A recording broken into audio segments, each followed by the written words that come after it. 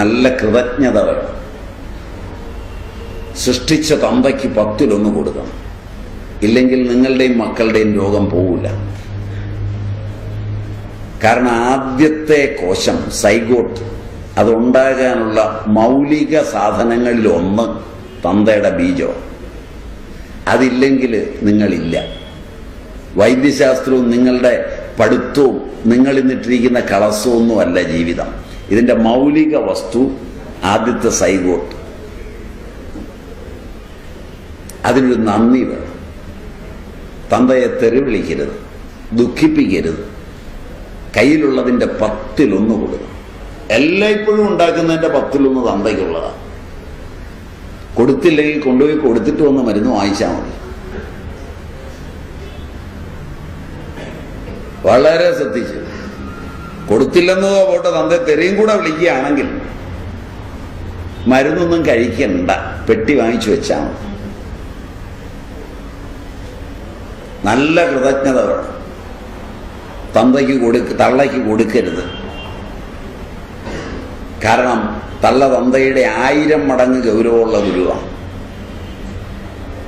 ഉദരത്തിലിട്ട് ഒരു നട ചവിട്ടിയതിന് നിങ്ങൾ ഉണ്ടാക്കിയത് മുഴുവൻ ആ കാൽക്കൽ വെച്ചാൽ മതിയാവില്ല. തന്ത ശപിച്ചാലും തള്ളയൊന്ന് ചിരിച്ചാൽ മാറും. തള്ള ഒരിക്കലും വിഷമിക്കരുത്, ഒരു കാരണം കൊണ്ടും.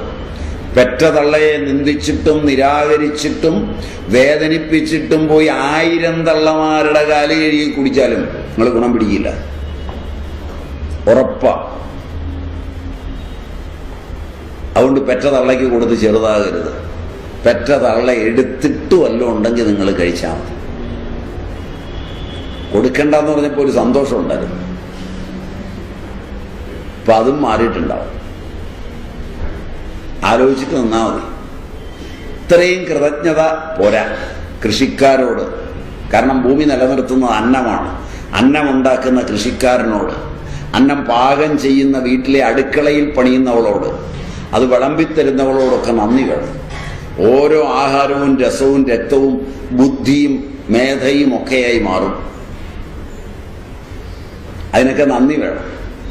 ഉടുത്തൊരുങ്ങിയവനെയും കമ്പ്യൂട്ടർ എഞ്ചിനീയറെയും ഒന്നും കണ്ടിട്ട് എഴുന്നേറ്റില്ലെങ്കിലും കുഴപ്പമില്ല. അന്നം തന്നവനെ കണ്ടാൽ എഴുന്നേക്കണം, ബഹുമാനിക്കണം. ബഹുമാനിക്കാൻ പിള്ളേരെ പഠിപ്പിക്കണം. അവൻ്റെ പ്രായം നോക്കാതെ പേര് വിളിക്കുകയും എടാന്ന് വിളിക്കുകയും ഒന്നും ചെയ്യരുത്. അവനുള്ള അവകാശങ്ങളും കൊടുക്കണം.